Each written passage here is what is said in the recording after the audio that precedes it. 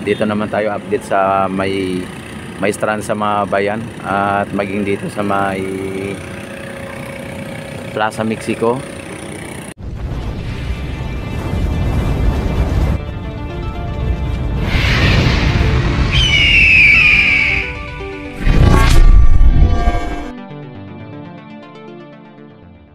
Ayan, at kung nyo nakikita mga bayan, ay dinalagyan nila ng biga mga bayan. Talagang ito ay mahaba na, oh. Hanggang doon na yung biga mga bayan. Wala na pong ano doon, wala na pong formas nandun. Puro na lahat naka ano na, tinanggal na po lahat ng formas doon. Tapos tinanggal na rin nila yung mga bakal. Ayan mga bayan, ay talagang tuloy-tuloy na po yan. Lagyan ng mga I-beam o katulad nitong biga mga bayan. Talagang wini-wielding na po nila. Ayan, oh. Mano-mano nilang linalagay yung ano mga bayan, at wala silang gamit na bako o crane na ilalagay yung ano, yung biga mga bayan. Nakita naman ninyo, talagang mano-mano lang mga bayan, no? Oh, ang bigat ng ano na yan, ang bigat ng I-beam na yan mga bayan, ang bigat niyan. Yung isang piraso na to, oh. Yung isang piraso na to, ang bigat niyan, no? Yan ngayon ang binubuhat nila mga bayan, or pinapano lang nila. Hindi nila as in binubuhat kasi mabigat na talaga. At pinapano lang nila, parang pinaslide lang nila sa bakal mga bayan, no, para hindi sila mabigatan. At hindi naman nila talaga kayang buhatin yan. At sa ngayon ay ang bako nandun lang, naka-standby lang ang bako mga bayan. Pero ang ano tong ng mga trabador dito, yung manggagawa dito, porsigidong ilagay ang I-beam o yung bakal na dito, kahit na walang bako mga bayan.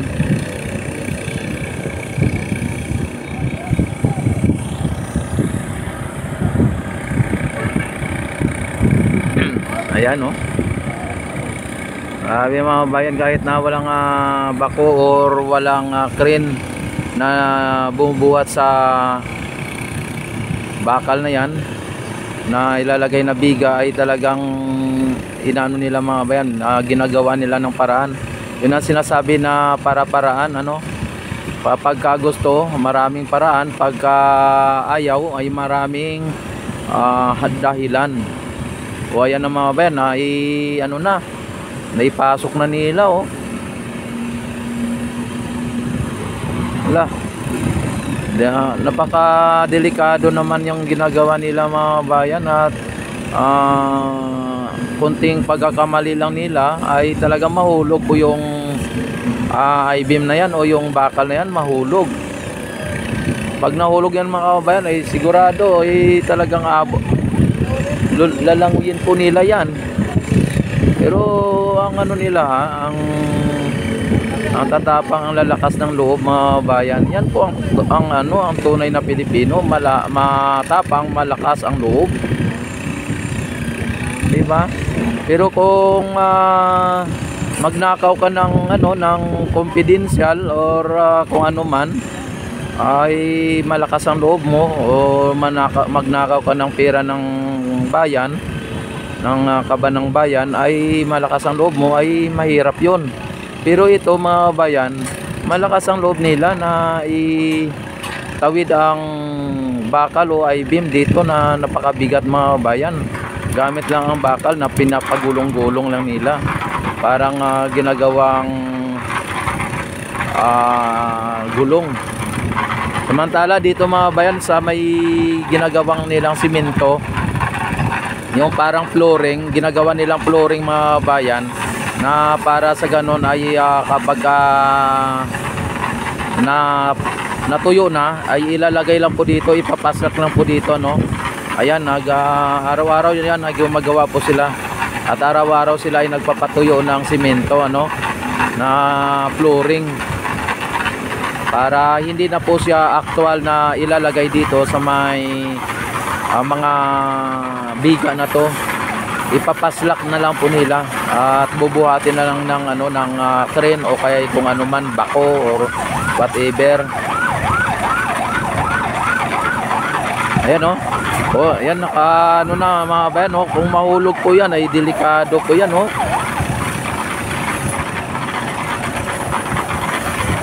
Pero ang lakas ng loob nila mga bayan, ha. Yan po ang tunay na Pilipino mga bayan. Sa trabaho malakas ang loob.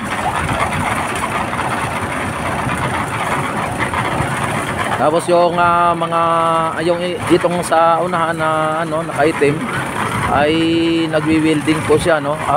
Ay nagano na yung wineldingan mga bayan ay inaano niya yung kumbaga tinatanggal niya po yung parang bukol-bukol ng wineldingan, ano. Ginagamit niya yung parang diferente din. Tapos yung isa doon, yan, oh, nagwi-welding, oh. Ang inano niya rin yung ano diyan, mga materialis na ilalagay din dito. Ayan ang mga bayan, ano na nila, nailagay na nila, oh. Grabe mga yan, lapag na nila, naibaba na nila mga bayan. Walang ano, no, walang kalatoy-latoy, ay talagang ano na, i-welding na lang nila. Uy, ayun, nagano mga bayan, nagano ng oh, nagano din ng ano dito ng pilote mga bayan, nag-hammer din sila, oh.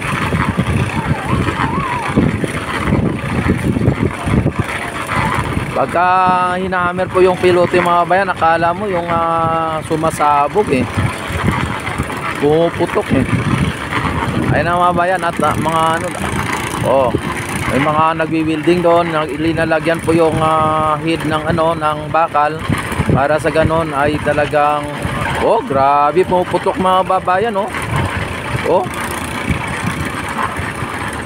pag naghammer mga bayan na siguro mga halos 1 meter ang nababaon mga bayan, ganun ka bigat ang ano, ganun ka bigat ang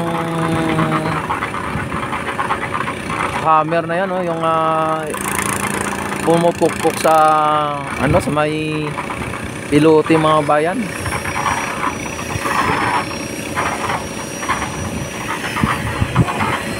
Oh, grabe, oh.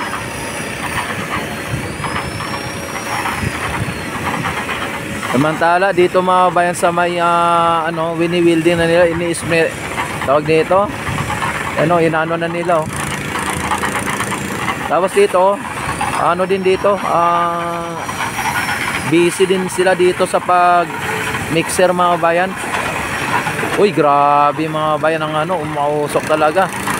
Oh, oh, umuusok-usok mga bayan.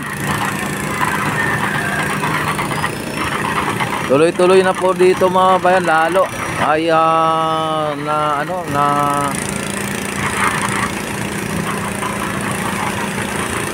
ang laki ng ano mga bayan, ang pagbabago araw-araw dito.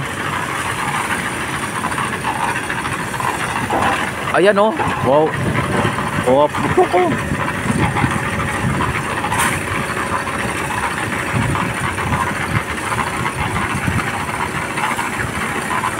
Oh, putok mga bayan, oh.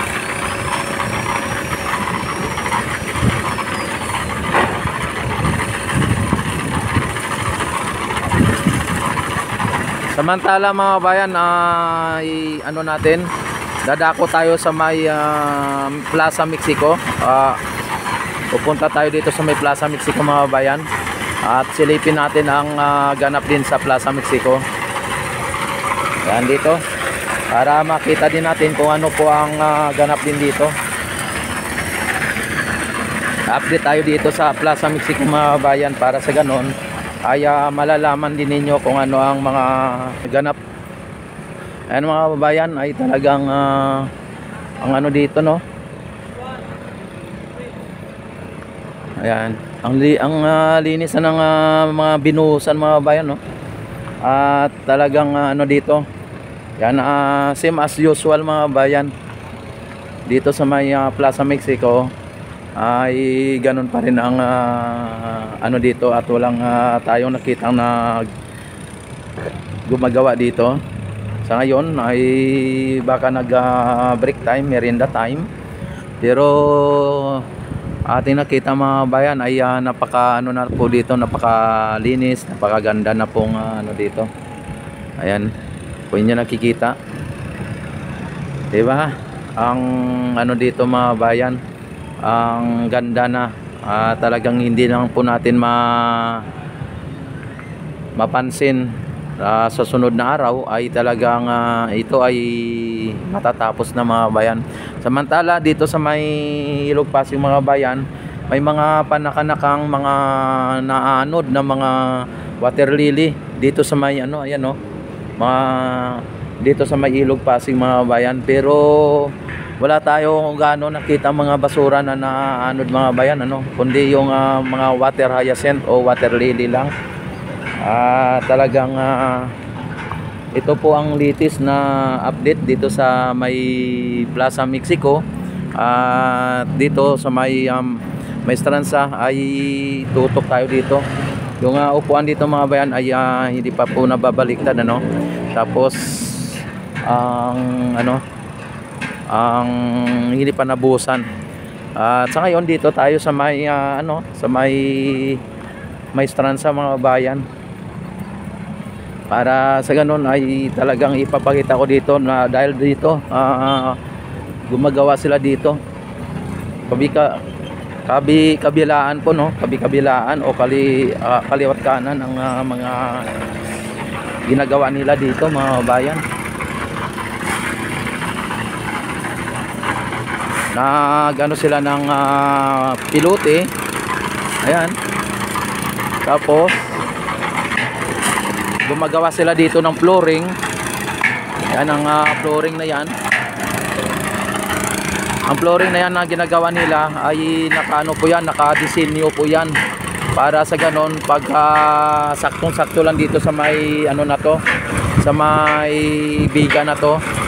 Tapos pagka pinaslak mo nila, parang ligo lang na walang labis, walang kulang, sakto lang. Ayan ang mga bayan, kanina balik ko yung ano, no, kasi ano ngayon, no, ano na nila yan. Tapos i-welding na po nila yan mga bayan. Nakita ninyo kanina ay linagay na nila po yan.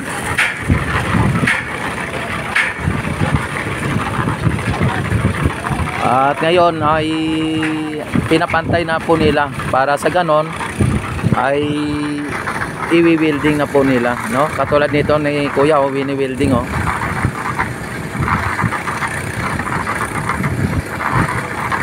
Ayan, wini-welding niya po, no? Ayan, ay talagang tuloy-tuloy lang po ang mga ginagawa nila dito mga bayan. Tuloy-tuloy lang. Pati yung pilote mga bayan ay tuloy-tuloy lang ng paglagay nila.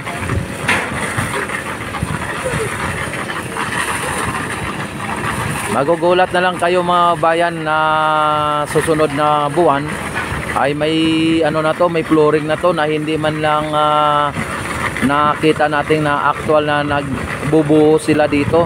Dahil po ayan po ang ilalagay nila, yung pinoflooring nila na yan. Patutuyuin nila yan, tapos ilalagay na po nila dito. Ano nila sa crane o kaya sa may bako o para buhatin, tapos ipapaslak na lang po dito. Uy, grabe man yan, oh. Yan, oh, oh. Grabe pagka naghammer po yung ano. Ayan, idol, siyatat mo na kayo. Ayan, oh. Ayan mga bayan. Yan, nakita naman ninyo mga bayan nung pagka nag-hammer po ay halos 1 metro ang bumabaon mga bayan.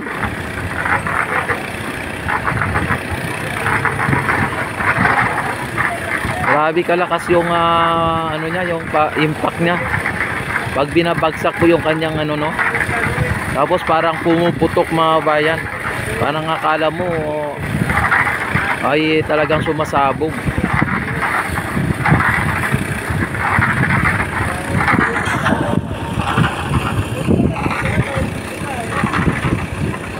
Ayan, abangan natin para makita ninyo yung parang sumasabog.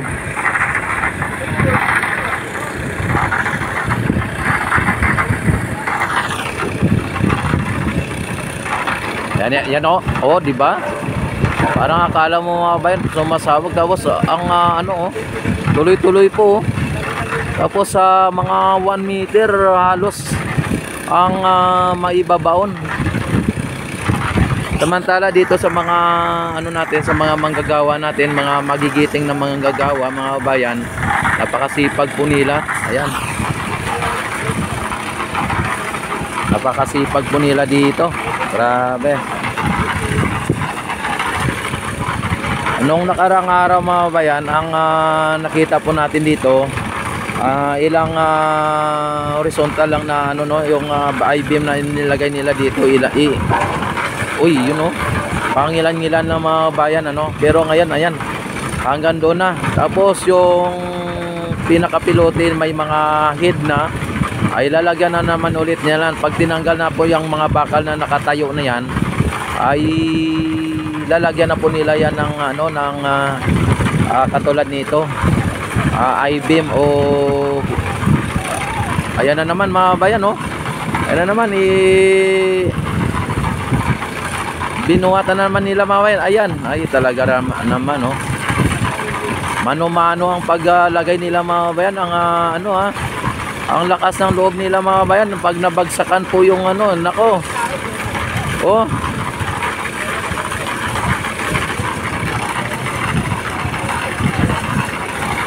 Lakas ng loob ng mga to.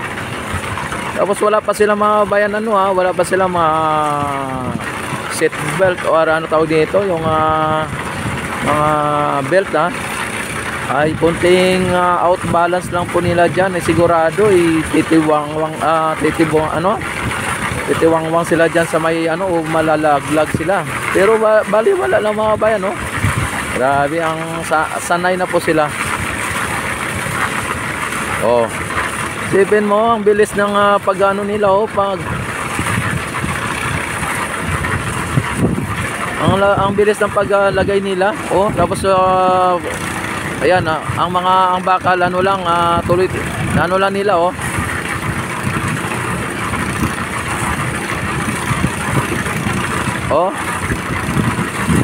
hindi mga bayan matindi ang nila, ang style nila dito, matindi. Magaling ang nila.